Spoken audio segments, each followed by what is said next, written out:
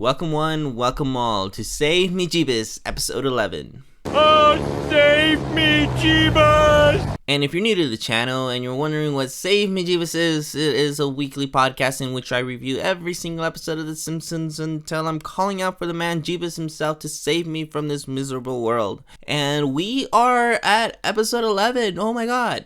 That means that we are this episode and then 2 more episodes and then we're done with season 1 of The Simpsons. And that's something to think about, I think. Where do I want to take the show from here? What will The Simpsons entail in season 2?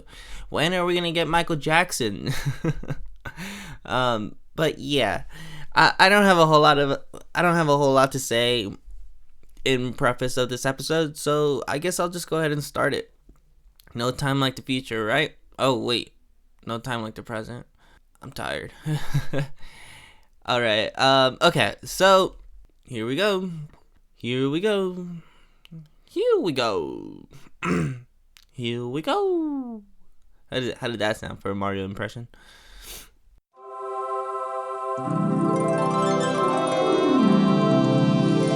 Okay, so Bart gets home from school and he's like, Froggy, I'm home, and he just drops all of his stuff, leaving a mess behind on his way to his room. And he opens the door, and then of course there's an even bigger mess inside of his room. Homer comes out and he steps on one of Bart's items that he dropped along the way, and he ends up tripping and falling down the stairs.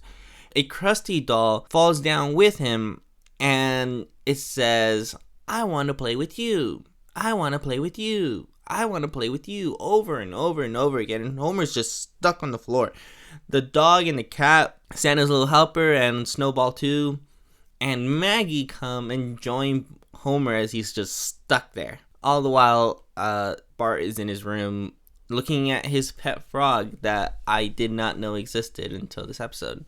And then eventually, hours pass by, and the Krusty doll that's continuing to say, "I want to play with you," its batteries are dying, and it's, "I want to play with you." And Marge and Lisa come in, and they're like, "Oh my god." And Homer can only muster up the words to say, "The boy, bring me the boy."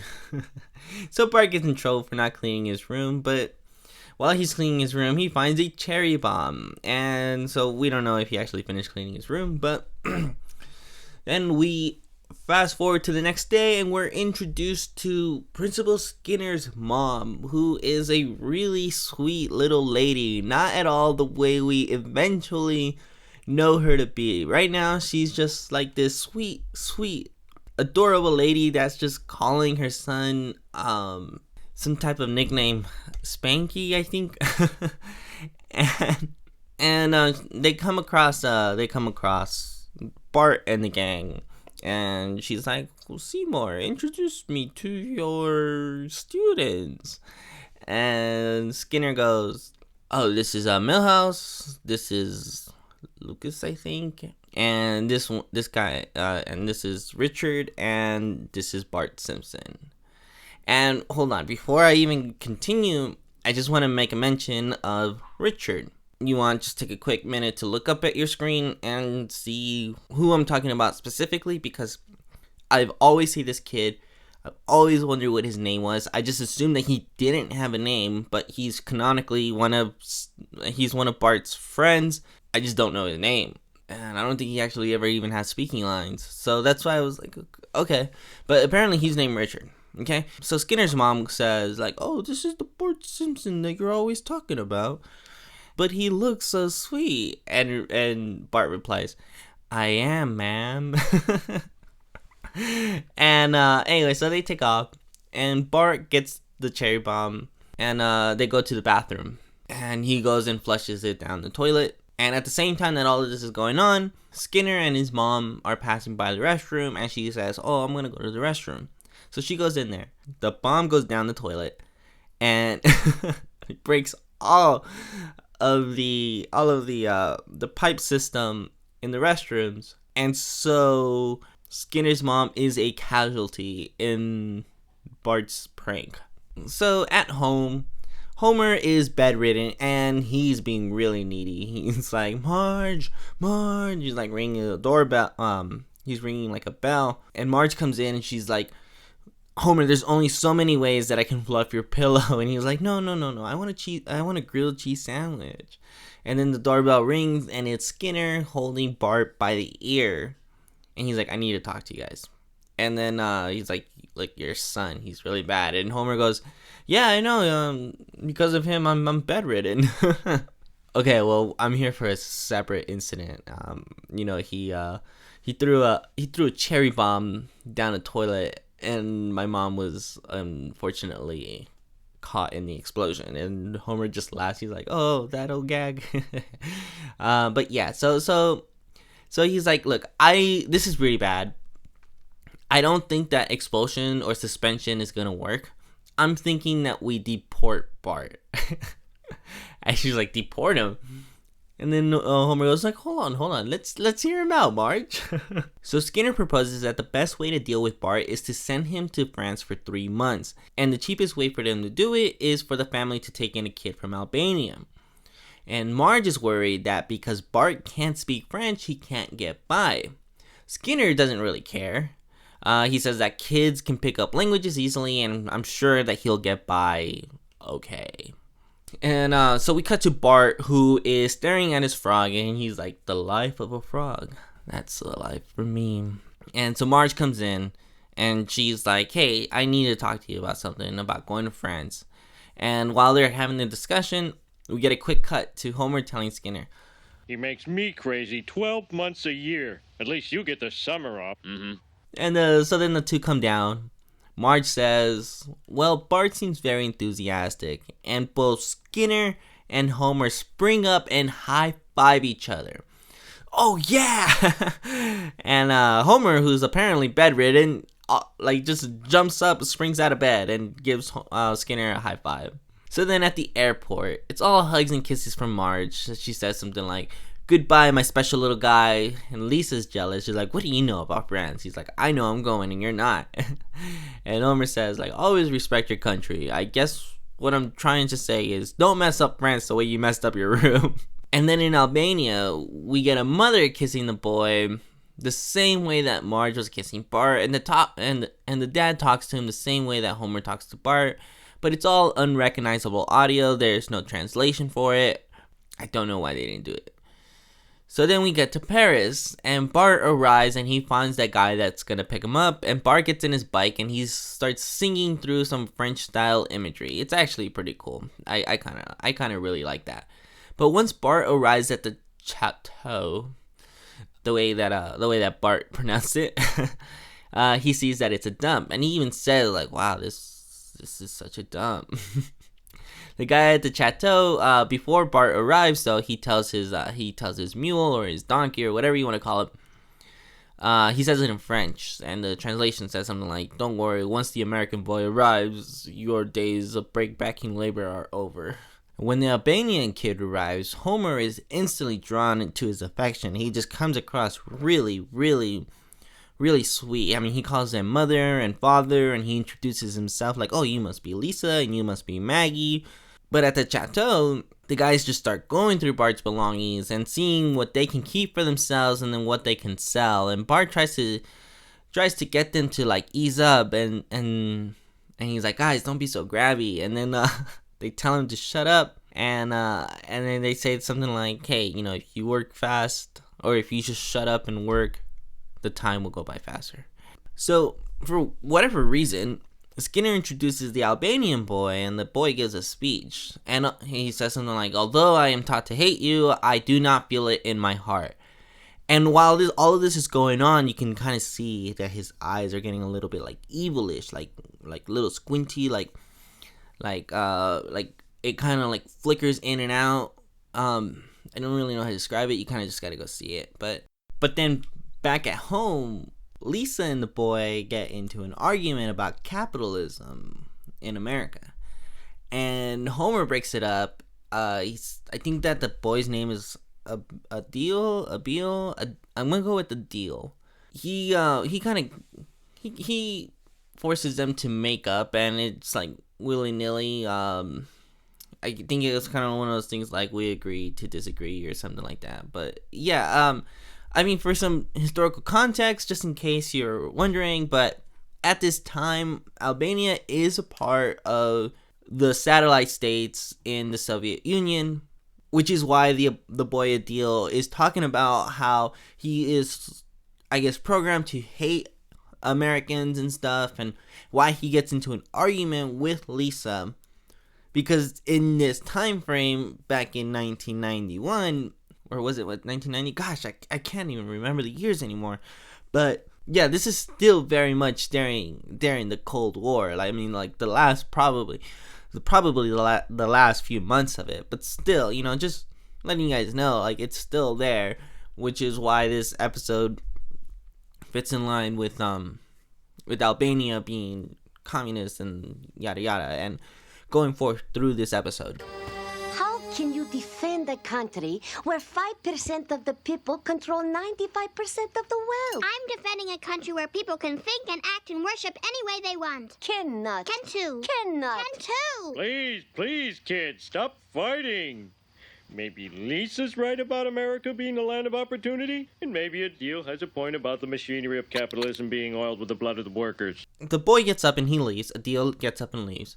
And Lisa gets offended when Homer suggests that the reason that the family is so dysfunctional is not because of them, or because of him for that matter, it's because of Bart. He doesn't actually say Bart's name, but he heavily implies it, that they are so much better without him. And Lisa gets offended, she takes off. Marge tells him to take it back, and Homer says well, if Lisa gets mouthy like that, we could always just exchange her too.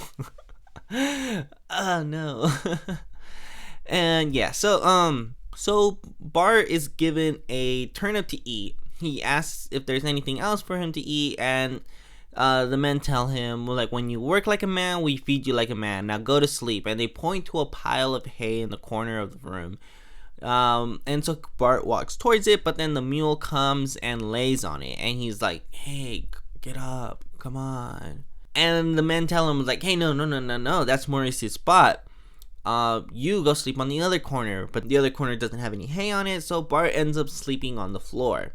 But then back at home, Homer is actually tucking Adil into bed and telling him, don't call me father, call me dad.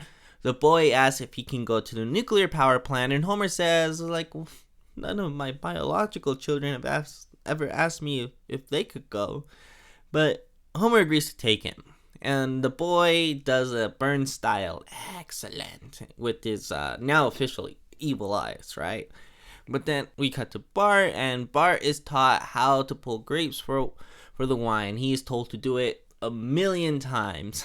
And then we cut to the power plant, and Homer is teaching Adil about donuts, the freedom of choice. There's glaze, there's sprinkles, there's such and such, America is great because we got donuts. And I'm not gonna lie, when I was watching that episode, I was drinking my coffee and I wanted some donuts too after that. But the boy asked about some nuclear plutonium thing, and Homer takes him, but he has no idea what it is. He has to go ask Lenny, hey, do we have this thing? And he's like, yeah, it's in sector 12G or something. And he's like, where's that? And Lenny goes it's over there by the vending machine. Oh, that's sector 12G. Okay.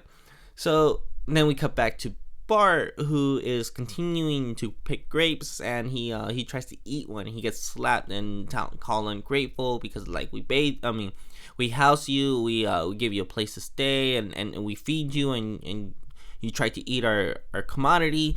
How ungrateful are you? And man, poor Bart. But then after that, we cut back to Adil and Homer at the nuclear power plant. They're both in suits, and the boy's taking pictures of everything. When they get to the plutonium thingamajig, the boy tries to take a bunch of pictures of stuff that says top secret, yada yada, and Homer is kind of cutting in between all the pictures, and he's like, cheese, and he's like, oh, hold on, and he takes off his helmet and so he can get in a proper picture. And then we cut back to Bart, who's now squashing the grapes with his feet while the men are sleeping. And Bart officially hates France. He says so himself. But that night, Homer and Marge have a discussion about the two boys, and Homer's saying that, well, like, a deal makes life easier, Bart doesn't. And Marge says, like, okay, I'll admit it if you admit that you love Bart. And he's like, yeah, I love Bart. And he's like, okay, then I admit it. He makes life easier. And he's like, okay, now you gotta say something about a deal. He's like, fine, a deal is good. And then we cut to Bart, who gets a letter from Marge, and he's covered in rags. He's really dirty. His eyes are sunk and have a bunch of bags. And it's a pretty heart-wrenching scene, just because Marge is being like really trusting and believing that Bart is just having too much fun to write back to them. But I'll include the clip right here, just to kind of tug at your heartstrings for a bit. Dear Bart, how is France? I don't know why you haven't written. I guess you're just having too much fun. Oh, yeah, right. Silence! Everyone here in the United States is fine. We think Maggie may say her first word any day now. Lisa got an A in math, which I'm only mentioning as news. I'm not putting you down. And your father, well, last night he went to sleep talking about how much he loves you. Oh. Remember to dress warm and try to be as helpful as you can to your adopted parents. All my love, Mom. Oh. And then the next morning, the guys are ready to make the wine, and they start talking about adding antifreeze as their miracle of life. Bart watches the guys talking through the window, and they call him in. And as Bart is walking in, the guy tells him in French, watch, I bet he won't even go blind. And he's like, Bart, have some. And he's like, no, thanks. Don't worry, in France, it's customary for kids to taste the wine. And Bart goes like, I was like, yeah, but it has antifreeze in there. But he drinks it anyways. So then one of the men tells the other, like, hey, all right, so go pick up a case of antifreeze. And like, oh, but it's raining, you do it. And like, no, you do it. It's like, well, then just send the boy. So then they look at Bart, and then they send Bart out in the cold, in the rain, completely unprotected. And they give him the address, but the rain washes off the address, and he's lost. He still doesn't know any French. But yeah, he goes out, and then that's when he finds the policeman. And he goes up to the policeman, and he's like, hey, I need your help. Like, I'm living with these guys, and it's horrible, and the cop can't understand them. He gives him some candy. He's like, I don't want any candy. I need some help. Like, he's like talking to him in French, but like, we don't understand anything. So Bart's like, never mind. So he just like walks off, and he's like feeling really bad for himself that he can't speak any French, even though that he's been here for so long and such and such. And it's in that moment that it clicks for him. He finally understands French. And because I want to include this scene because it's iconic, it's what everybody remembers from this episode. It's the moment that Bart just, after being in France for so long, like, it just kind of clicks and he automatically just knows French. It's absurd, but it's funny. It's really, really memorable, and I'm gonna include the entire clip here on the channel rather than just the audio clip, just for the sake of assuming that a lot of you guys don't know French like I don't. But yeah, so here you go. J'aimerais vraiment pouvoir vous aider. Oh, forget it. I'm so stupid. Anybody could have learned this dumb language by now. Here I've listened to nothing but French for the past 2 mois. Et je ne sais pas un mot. Eh! Mais je parle français maintenant. Incroyable! Et monsieur, aidez-moi. Ces deux types nous font travailler jour et nuit. Ils ne me donnent pas à manger. Ils nous font dormir par terre. Ils mettent antifreeze dans le vin. Et ils ont donné mon chapeau rouge à l'un. De l'antifreeze dans le vin? Oh, mais c'est sérieux ça. Viens avec moi, fiston. Tu n'as plus rien à craindre. Mon sauveteur, vous aurez toujours une place dans mon cœur. Okay, so from here, Homer gets home with some blueprints for a deal, and he's telling Marge that he's such a curious child, man. He could build his own nuclear power plant. And then they hear a noise outside calling out for the sparrow to come out. They open the blinds and it's an entire SWAT team. Oh my god, I can't believe I just forgot to mention. But yes, at some point, Adil is actually seen working in Bart's treehouse, transmitting those pictures that he took of Homer at the nuclear power plant to his home country. And I forgot to mention that. I'm so sorry. But yeah, so here is like kind of like the result of that. The American government caught onto Adil's espionage. And so they're out there looking for him. Adil is also known as the Sparrow. So Homer goes out there and he starts talking to the SWAT team leader, and he's asking for like, okay, so what's going on? He's like, I can't really tell you. I was like, oh fine, I'll tell you. So he starts giving him all the details. He's like, but I can't really tell you any more than this. I'm like, oh. He's like, fine. All right. So the name of the country starts with an A. And he's like, oh. You're like, you know who would really love this? Adil would really love this. So then he calls out for Adil, who's working in the treehouse.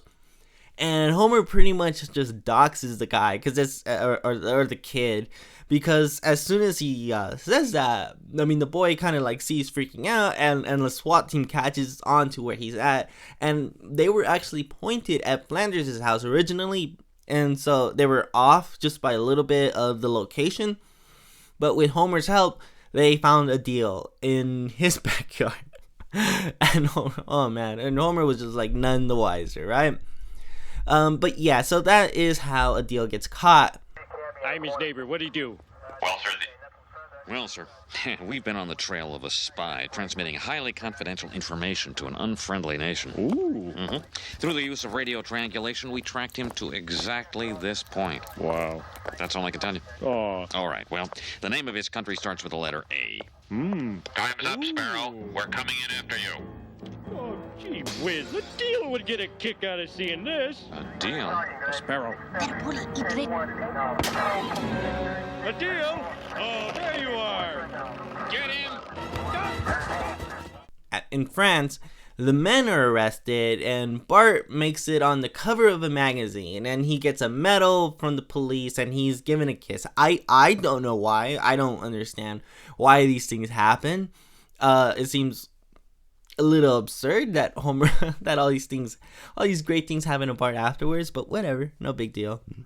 And then, as the espionage boy is is taken into custody, the Simpsons ask if the boy's going to prison, and then the cops tell him, no, we're just gonna exchange him for one of our guys. And then we see a plane from Albania arrive, and you see this American spy boy who is also in handcuffs. So they make the exchange. The American spy says like, so Sparrow, we meet again. And then Adil goes like, yes, I'm starting to feel that I'm getting a little old for this stuff. And this is actually a pretty great meta comment for just how American-Soviet relations are handled when it comes to espionage, because I mean, you assume that there's a bunch of Russian spies here. It's likely worse over there with American spies. I mean, for everything that the world does, we probably do it 2 times more. And that's just kind of one of the things that you learn when you start studying history. But yeah. So after that, the boy says bye to the Simpsons, and Homer is heartbroken. He's like, goodbye, Adil. I'll send you those civil defense plans that you wanted. Oh gosh. But Bart arrives, and he's looking all French swagged out. Bart gives everyone gifts, and Marge has a dress from France on.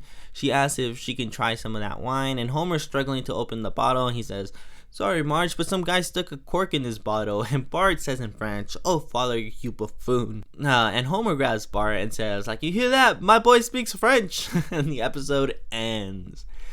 I love this episode. Even as a kid, I really love this episode. I think that I've always appreciated the stuff about the spies. While the Bart French stuff is really the main point of the episode, the stuff with the Albanian spy is always what sticks in my mind when I think about this episode. And I was really looking forward to it because of of a deal and all that spy stuff. Homer being enamored with the boy is actually an interesting sight. It kind of just shows how he kind of resents Bart for just being so difficult. And though Bart is difficult to deal with, I mean, he does have a good heart. I mean, he's shown that time and time again throughout this season. But parents, I guess. My favorite part of this episode was definitely when Adele was trying to take the pictures at the plant, and Homer's like, cheese. Alright guys, so I'll see you guys next week for Krusty Gets Busted. Bart's TV hero, Krusty the Clown, is arrested for a convenience store robbery, and witness Homer must testify against the clown. I'll see you guys then. Bye, ciao.